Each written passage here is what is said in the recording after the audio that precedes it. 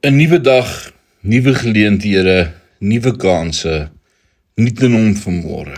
Ek is Rinus van Sandwyk van Sion in Parys en ek wil vanmôre met jou praat oor vreugde in hom.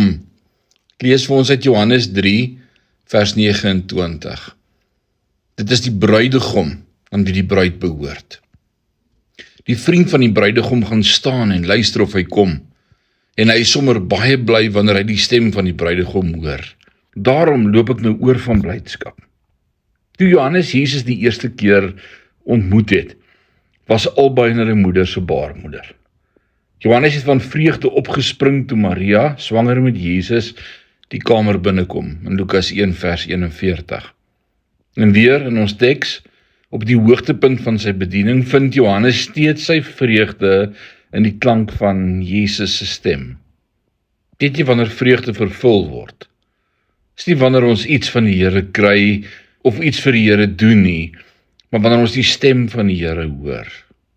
As jy verwag dat jou vreugde vervul sal word deur 'n beter man, 'n vinniger motor of 'n beter werk, is jy op pad na 'n ramp.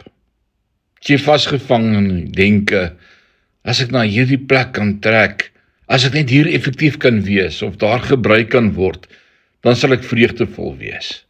En jy op pad na wanhoop en ontnigtering.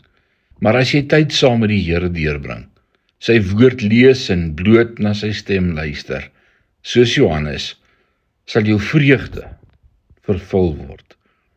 As jy 'n baba Christen soos Johannes in die baarmoeder is, sal jy van vreugde spring by die klank van sy stem.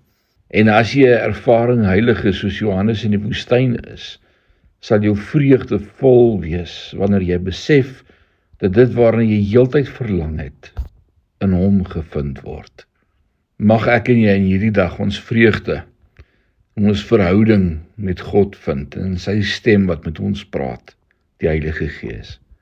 Die Here seën jou. Amen.